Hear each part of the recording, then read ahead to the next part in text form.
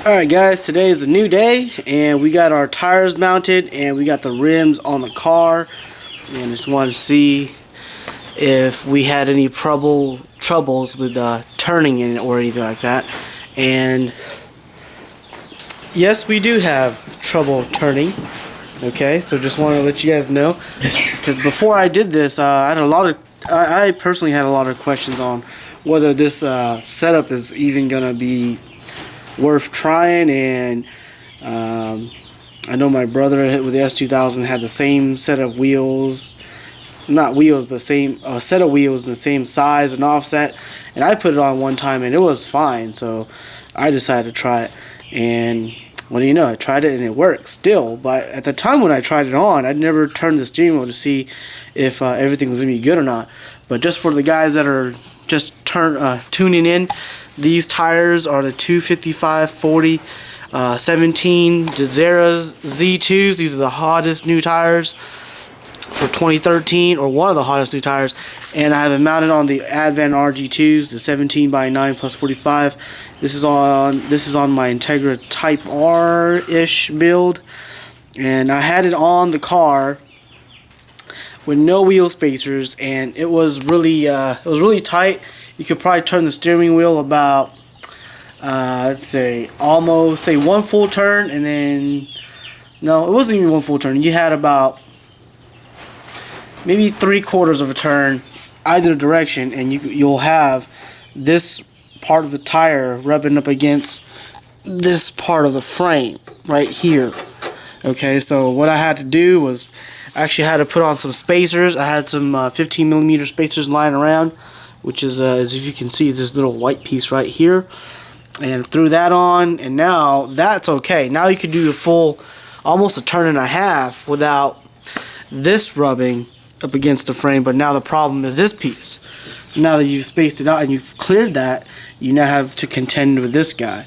This is just a mount for the splash guards for the car, the OEM splash guards. And I'm not running splash guards anymore since I'm running a Mugen front end, and I'm planning to cut that out right here, and that will give you a little bit more clearance for turning.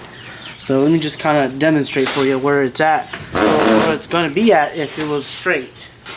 So this will be right there. That's going to be straight. So everybody can see, this is the side view right here. Side view, it's almost level with the rims and the tires and the car. It's about level. And if you go up, this is the type of clearance you get. Okay, running on 255s. And one of the influences behind it is I've seen it in a lot of the Japanese builds. They do this. They run this setup, and it runs great on the racetrack. But somewhere deep inside, I knew that you were going to run into little issues like this. I don't think it's going to be a big issue, but little issues, definitely. So if you had a 17x9 instead of a plus 45 like I had, if you had a plus 35, which was my offset of choice at first, if I was going to pay full retail for it. But you know, closeout products, closeout pricing, $600 off. Add on a couple, you know, $10 spacers, $20 spacers, you still save yourself a lot. And this project is very draining on the pocket. So if I can save a couple $100 somewhere, I'm going to do it. Just to sacrifice maybe looks a little bit, I'm going to do it. So here it is. That's the front. Okay, and let me turn it so you guys can see what I'm talking about when it rubs up against it. Here's a close view of it. So it's when you turn, it's the opposing wheel that's going to happen. So if you go this way, you get to about right there. As you can see, it'll clear this side no problem. And you're not touching here yet. You still got, I don't know, ½ inch right here. But you're touching on the other side. This is the left side, driver's side. But on the passenger side, it's touching. So if you go to the other one, you'll see it. What I'm talking about.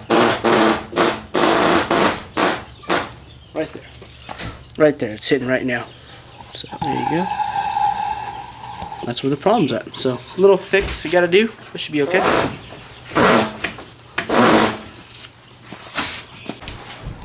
Okay, so here's the fenders and bumpers and headlights kind of just mashed together. Nothing's bolted in or anything, so as you can see, the fender is sticking out. The tire is definitely sticking out. Okay, so if you were gonna kind of just push this in to have it lined up with the door, the wheels come out at least, looks like inch and a half. And from the top view, okay, so nothing's in place, but here's the hole for the fender. And so if the fender was in its place, the top of the tire sticks out, I don't know, a half inch. And the bumper is the front view. No, I know it's not bolted in or anything, but it's gonna look like that. And the tires are straight too. Okay, so it's kind of far out like that, or maybe even more like that. So we're gonna have to do a lot of fiddling until we can get it in. And the suspension's on maximum drop right now, so I'd actually like to go a little lower if I can, and maybe even another half inch or 1 inch or so. Well, we'll see what happens as time progresses.